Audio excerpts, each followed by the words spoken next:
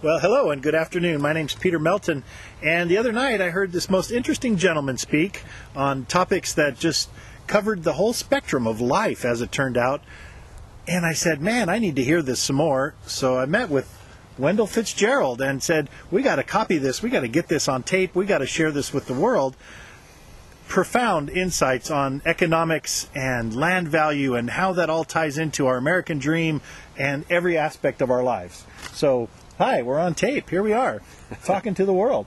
Peter, thank you. Yeah. Yeah. I appreciate you introducing me. My name's Wendell Fitzgerald. I have been involved in the studies of economics with an organization called the Henry George School for going on 33 years now.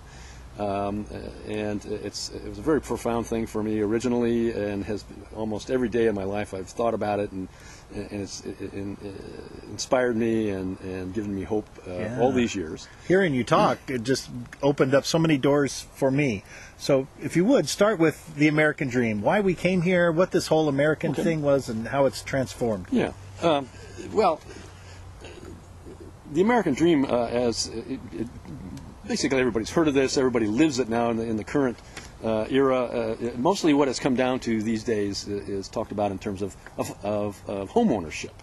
But the American dream is a bit broader than that, and historically it's really about, certainly includes home ownership, but it includes coming to a place, America, for the purpose of prosperity, of getting ahead, of having the opportunity to have a real life, and establishing oneself and pursuing one's dreams. And people came here because there was the opportunity to do that. So most everybody understands a bit of the history of that. But what's not clearly understood is that what that really was about, at bottom, at fundamental, it was people came here for land. Because in the 17th and 18th century and 19th century, the way to have a life, the way to wealth and prosperity was through ownership of land, and not just ownership, but actually working the land, having land to be, having a place, a field of activity to be active on. In those centuries, it was essentially agrarian for the most part. So people understood that if they had a piece of land, they could have a life. If they could have a piece of land, they could work and make their life. In Europe and other places where people came from throughout the whole time of immigration to this country, and even up till today, where people are coming from is all the land essentially has been taken up, and the cultures and societies around that aspect of human beings' relationship to the earth has been crystallized into very rigid societies and caste systems and all of that, and so that people found themselves unable to. People with ambition, with intelligence, with wanting to do things, found themselves stifled. And when America was discovered, when the New World was discovered, the immediate thing historically was, wow, here's a new opportunity. A new world, a new promised land has opened up, perhaps, for people, perhaps down the road to take advantage of, and this was the great hope for hundreds of years for the old world to come here, and many people did, by the thousands, and many people came. I mean, it was dangerous to come here.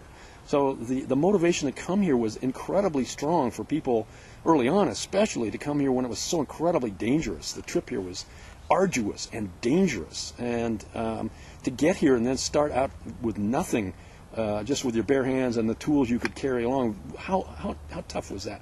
But people came here by the truck, by the boatload, and they did that because it was, in order to have a life, you have to have land. And if you can't have land, and the best thing you can do is be a serf or a peasant on somebody else's land, and you have any ambition at all, you take the opportunity that comes available, and this is what happened. This is why people came here. And so early on, it was very, very hard to come here, but people came anyway and worked very hard to establish themselves. And then, years went by, centuries went by, things got a little bit easier because there was already established things here. People came, didn't have to work quite as hard. It wasn't so arduous. There was more of a community. And you get up into the 19th century, where all the land is taken up on the east, and what's open is the West. So again, here's a whole new wave in the 19th century, early 20th, of people coming west for land. This is the fundamental basis of what we call the American dream.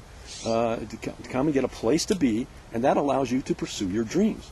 So now you fast forward up to today, and now people, the American dream is not so much about establishing, a business or although that's still part of it, but it now comes down to times I ever hear it's being talked about. It's really the American dream is home ownership, which is still about land, essentially, getting a place to be. Of course, the home is, the quality of the home, all of that is truly important, but all of that is built on land, having one's place to be. So now the American dream, I say, has devolved into a real estate game. Nothing wrong with this. People need have always and will always need a place to live and to work and to do their business and to play and have their life. But now, in order to pursue the American dream, you've got to get into the real estate market. And when you understand what real estate is based on land and buildings, houses and apartments and whatever, all the structures that we build. But it's all based on land. So in order to have the American dream, you have to go after land, essentially. And now what's happened, especially in the last 50 years, everybody understands this game, whether you're an economist or not. Everybody understands in order to buy a house, you have to come up with a down payment. You have to probably get a mortgage, and you have to you're chasing housing prices, which really are the land and improvement prices. They're going up and up and up. So now there's all this motivation to get in. Buy a piece of real estate as soon as you can, even if you have to mortgage yourself to the hilt. Because what's going to happen is the cost is going to keep going up. Major news is the so-called housing bubble.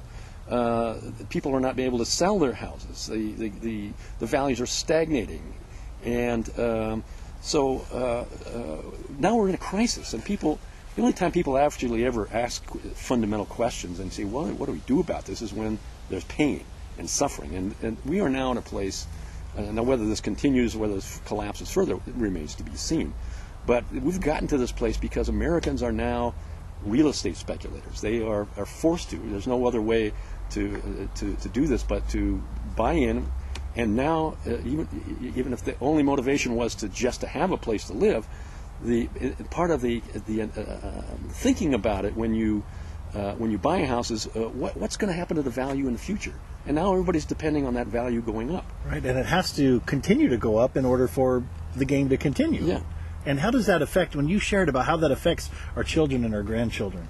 Well, you have to understand that if buying in now is difficult because you're chasing the rising prices, in order for you to make money on what you're buying now, the price has to go up, and that means that your children and your grandchildren, all these future generations, have to be willing to continue to pay this ongoing high price.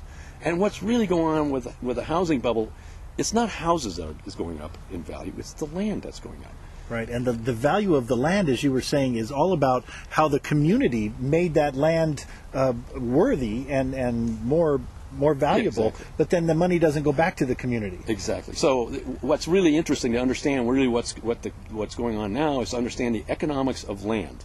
And the truth of it is that the community creates land value 100%.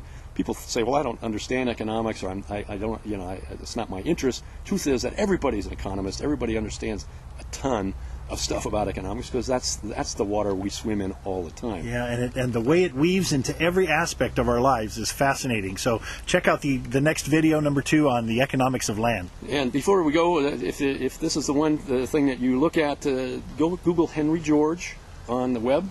Because a lot of these ideas, most of these ideas come from the Henry George, from the works of Henry George and from the Henry George schools in the U.S.